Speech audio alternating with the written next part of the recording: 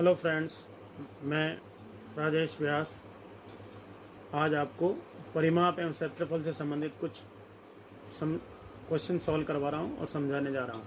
तो सबसे पहले मैं आपको तीन आकृतियों के बारे में, क्षेत्रफल के बारे में बताऊंगा। परिमाप और क्षेत्रफल के आयत, वर्ग और त्रिभुज। तो सबसे पहले तो आपको ये पता होना चाहिए भाई आयत किसे कहते हैं, वर्ग किसे कहते हैं, त्रिभुज किसे कहते हैं।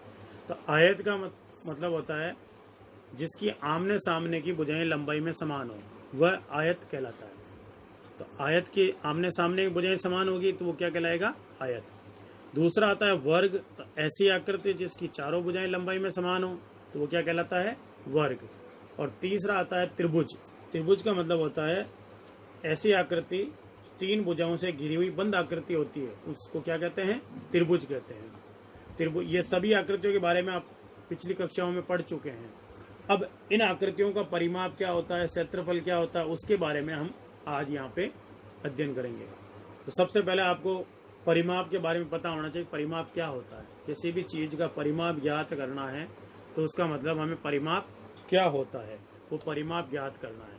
अब परिमाप का मतलब किसी भी स्थान के चारों ओर एक चक्कर लगाने से जो दूरी पूरी होती है वो उसका क्या कहलाता है? परिमाप कहलाता है। अब अलग अलग आकृति के परिमाप ज्ञात करने के सूत्र अलग अलग होते हैं। तो सबसे पहले आयत के परिमाप ज्ञात करने का सूत्र होता है 2 इंटू ब्रैकेट के अंदर लंबाई प्लस चौड़ाई। सेकंड होता है वर्ग का परिमाप 4 इंटू भुजा की लंबाई। 4 को भुजा की लंबाई से गुणा करते हैं तो वर्ग का परिमाप आ जाता है। तीसरा होता है त्रिभुज का परिमाप। त्रिभुज का परिमाप ज्ञात करने का सूत्र होता है a प्लस बी प्लस सी। यहाँ a, बी और सी का मतलब है त्रिभुज की तीन भुजाओं के माप। ए का मतलब पहली, बी का मतलब दूसरी और सी का मतलब तीसरी भुजा। उदाहरण के अनुसार हम इन तीनों आकृतियों के परिमाप ज्ञात करने के कुछ उदाहरण सॉल्व करते हैं।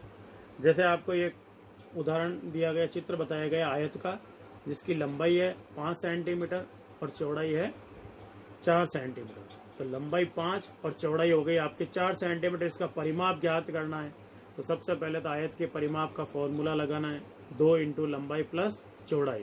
तो 2 इंटू लंबाई का माप है 5 प्लस चौड़ाई का माप है 4। तो 5 और 4 को जोड़ना है तो 5 प्लस 4 बराबर कितने हो गए? 9। फिर 9 का 2 से गुणा करना है, 9 दूनी 18। तो इसका क्या हो गया? 18 सेंटीमीटर क्या आ गया इसका? परिमाप। तो ये हो गया आपके आयत का परिमाप। सेकंड आकृति आती है आपके वर्ग की, जिसमें आपको वर्ग की आकृति दी गई, उसकी भुजा की माप दी गई 5 सेंटीमीटर। यानी एक वर्ग की भुजा की लंबाई 5 सेंटीमीटर, उसका परिमाप ज्ञात करना है। तो वर्ग का परिमाप का फॉर्मूला जैसा कि मैंने आपको पहले बताया 4 इंटू भुजा की लंबाई। तो 4 इंटू भुजा की लंबाई कितनी है? 5। तो 4 का 5 से गुणा करना है, 4 को 5 से गुणा करते तो कितने आते हैं? 20 सेंटीमीटर। तो इस वर्ग का परिमाप क्या हो गया? 20 सेंटीमीटर। तीसरी आकृति है आपके त्रिभुज की। अब इसमें तीन भुजाओं के माप दिए हुए अपने को। तीनों भुजाओं के माप 3 सेंटीमीटर, 2 सेंटीमीटर और 4 सेंटीमीटर। यानी त्रिभुज की तीन भुजाएं दी गई है, 3 सेंटीमीटर, 4 सेंटीमीटर और 2 सेंटीमीटर। और उसका परिमाप ज्ञात करना। तो त्रिभुज के परिमाप ज्ञात करने का फॉर्मूला मैंने अभी आपको बताया था। किसी भी त्रिभुज का परिमाप ज्ञात करते हैं तो कौन सा फॉर्मूला लगाना है? a plus b plus c. A plus b plus c का मतलब है ए का मतलब पहली भुजा, बी का मतलब दूसरी और सी का मतलब तीसरी। तो पहली भुजा 4, दूसरी 2, तीसरी 3। 4 प्लस 2 प्लस 3, इन तीनों को जोड़ेंगे तो इसका योग कितना आता है? 9 सेंटीमीटर। तो ये त्रिभुज का क्या कहलाएगा? परिमाप। त्रिभुज का परिमाप हो गया 9 सेंटीमीटर। अब मैं आपको परिमाप से संबंधित कुछ गृह कार्य दे रहा हूँ, वो गृह कार्य आपको करना है। जैसे एक आयताकार बगीचे की लंबाई 10 मीटर तथा चौड़ाई है 5 मीटर। तो बगीचे का परिमाप ज्ञात कीजिए। तो बगीचा आयताकार है तो आयत के परिमाप का फॉर्मूला लगाना है और बगीचे का परिमाप ज्ञात करना है। दूसरा, एक वर्गाकार खेत की भुजा 20 मीटर दी गई, इसके चारों ओर तारबंदी करवानी है। अब जैसा कि मैंने कहा था किसी भी आकृति के चारों ओर एक चक्कर, तो चारों ओर तार लगवाना। तो चारों ओर का एक चक्कर हो गया। तो चारों ओर का परिमाप यानी इसका चारों ओर का एक चक्कर का मतलब हो गया वर्ग का परिमाप। तो वर्ग के परिमाप का सूत्र लगा के लंबाई इसकी ज्ञात करोगे तो वो लंबाई आएगी, वो क्या कहलाएगी? तार की लंबाई। थर्ड क्वेश्चन आपको एक त्रिभुज जिसकी भुजाओं की लंबाई दी गई है 3 सेंटीमीटर, 4 सेंटीमीटर और 5 सेंटीमीटर, और उस त्रिभुज का क्या ज्ञात करना है? परिमाप। तो त्रिभुज के परिमाप का फॉर्मूला लगाना है और उसका परिमाप ज्ञात करना है। अब इन तीनों आकृतियों के परिमाप के बाद में हम क्षेत्रफल ज्ञात करने के बारे में पढ़ते हैं।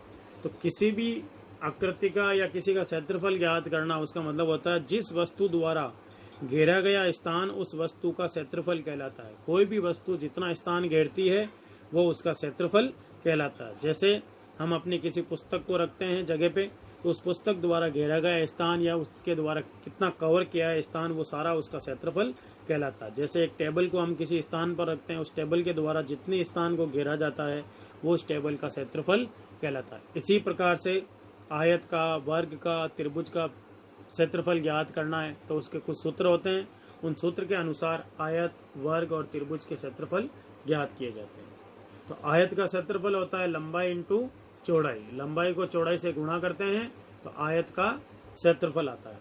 फिर आता है वर्ग का क्षेत्रफल, भुजा इंटू भुजा। वर्ग का क्षेत्रफल ज्ञात करना तो क्या करेंगे? भुजा को भुजा से गुणा करेंगे। थर्ड आता है त्रिभुज का क्षेत्रफल। त्रिभुज का क्षेत्रफल ज्ञात करना तो उसका फॉर्मूला होता है 1/2 इंटू आधार इंटू ऊंचाई। आधार और ऊंचाई का गुणा करके 2 का भाग लगाते हैं तो उसका क्षेत्रफल आ जाता है। अब आपको कुछ आकृतियों के अनुसार उनकी आकृतियां दी गई और उनका क्षेत्रफल ज्ञात करना। तो पहली आकृति हमें दी जा रही है आयत की।